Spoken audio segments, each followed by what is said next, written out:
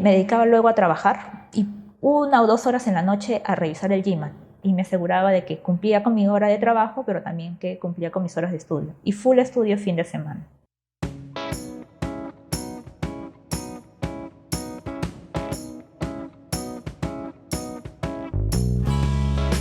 Bueno, ahora, recuerdo tu primera etapa, ¿no? Con nosotros y trabajando para preparar la postulación. Cuéntanos un poquito eso, ¿no? Yo recuerdo haber tenido una reunión contigo en la cual tú estabas un poco preocupada, ¿no? Por esta primera etapa que de repente no había salido como tú querías, ¿no? Cuéntanos, recordemos eso, ese momento, ¿no? O sea, yo, por ejemplo, me consideraba buena en el inglés. O sea, yo vengo de una escuela pública, o sea, un colegio nacional, donde posee un nivel de inglés bastante básico. Y según yo, dominaba inglés porque, bueno, había sido la mejor en mi clase de inglés. Claro. Pero cuando te enfrentas al GMAT, te das cuenta de que no es que tú sepas o entiendas el inglés a tu manera, es el inglés correctamente. Entonces allí empecé como que mi primer golpe, ¿no? Claro. Entonces me desanimaba porque no veía que mejoraba. Decía, no, repito los ejercicios, estudio de memoria, pero no me funciona. Y es que es un proceso gradual, no es de la noche a la mañana que yo te inserto un chip y ya estás listo para el GMAT. Es también que vayas creciendo con el proceso.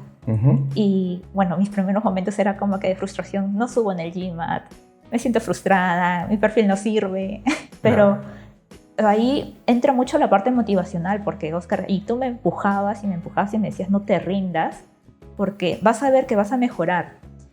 Y sí, de hecho también es muy importante la disciplina, porque si tú no tienes disciplina, puedes estar mucho tiempo recibiendo clases y no vas a tener resultados. Entonces, claro, es mucho el acompañamiento que se recibe también de parte de los asesores, pero también de tu voluntad y de cuánto tiempo le dedicas tú, porque claro, o sea, estudiar para el GMAT y trabajar es bien demandante y a veces una obligación demanda más que la otra y no puedes cumplir en ambas. Entonces, claro, ahí a veces el proceso se hace más largo. ¿Tú tuviste que cambiar de repente las cosas que hacías, tu estilo de vida, de repente dejar alguna actividad? ¿Cómo cambió, digamos, de repente tú pensabas que estudiabas bastante y yo te dije hay que estudiar más? Sí. ¿Qué cambió? Por ejemplo, yo generalmente agarraba mis libros 7 de la noche, 8 de la noche y estudiaba pues 1 o 2 horitas, 2 a 3 veces a la semana y yo decía es suficiente, pero me di cuenta de que no era suficiente y ¿qué hice?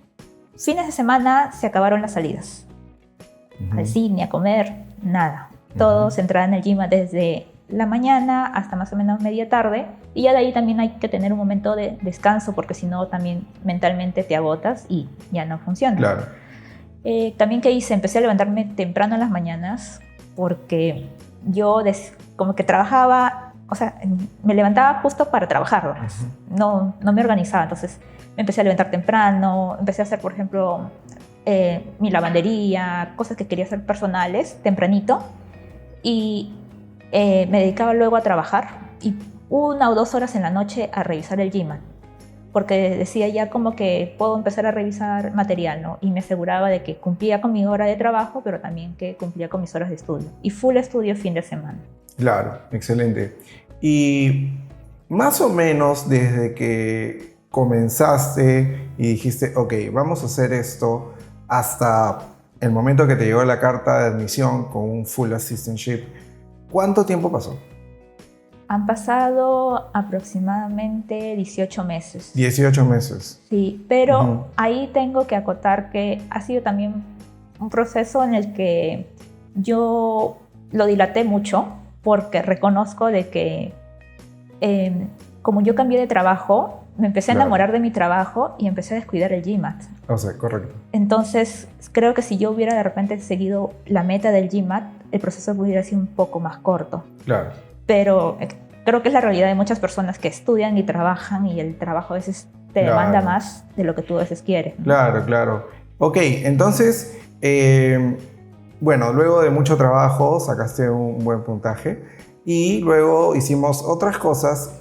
En particular me gustaría que conversara un poco sobre todo lo que no son exámenes, que también, por ejemplo, escribir los ensayos, pedir las cartas de recomendación, eventualmente tener una entrevista. ¿Cómo fue esa parte del proceso? Obviamente lo hicimos con mi asesoría. ¿Cómo tú ves esa sección de ahí? De hecho, la asesoría me pareció genial porque yo cuando vi el momento de que ya tenía que presentar los documentos para que me puedan evaluar, decía, pues, haz una carta de recomendación diciendo dónde te ves en el futuro o tus cortas metas, ¿no? Entonces yo decía, hago un párrafo completo. Tú me decías, no, hay una estructura, tienes que contar un poco de ti y cómo eso va a influir para que la universidad entienda que tu perfil va a ser atractivo para la clase donde vas a estar. Entonces eran puntos que yo no entendía en ese momento y cuando me lo empezaste a explicar dije, ok, la construcción final de este ensayo no lo hubiera logrado sin esas directrices. Luego me decías, ¿no? Por ejemplo, a las universidades les gusta puntualizar esto. ¿Cuál es el punto fuerte de la universidad? ¿Por qué te gustaría estar acá? Todo eso lo tienes que plasmar. La pregunta, cuando te dicen haz el ensayo, no te mencionan esos tips. Claro. Pero cuando ya tú nos comienzas a decir, pues, porque ya tienes experiencia, entonces eso te hace sentir seguro lo que tú también estás haciendo. Claro. Y por el otro lado tenemos también el tema de las cartas de recomendación. Tú me decías, hazlo con tiempo. ¿Por qué? Porque los recomendadores son personas que también tienen actividades. Y justo me salió el tema de que mi jefa, que fue la persona que me dio la carta, se fue de viaje. Entonces yo le dije, te ruego que me ayudes con esta carta. Claro. Y yo se lo dije con 2 meses de anticipación. Entonces ella se fue de viaje. Ya sabía que cuando regresara tenía que hacer la carta y era estar pues también detrás diciéndole por favor la carta, mira tengo este deadline. Claro. Tienes que pedirle la carta a alguien en el que confíes que también te va a ayudar, porque una carta mala o una carta que nunca se entregue también es algo que te perjudica en tu proceso, ¿no? Así es. Entonces sentí mucho apoyo en ese sentido de las personas que me recomendaron, claro. que fueron mi jefa actual y mi ex jefa. Entonces tiene que ser una persona que también te conozca y pueda potenciar tus habilidades para que la universidad diga, no solamente la persona se considera buena, sino que personas que trabajan con ella dicen que su perfil es bueno. Claro. Tú, ahora que has recibido un full assistantship, ¿qué crees que les gustó a la universidad de tu historia? Uno de los puntos que resaltamos bastante es lo difícil que es estudiar en las escuelas públicas, en las universidades nacionales y terminar la carrera, porque hay mucho sesgo, por ejemplo, en el rubro de ingeniería para las mujeres.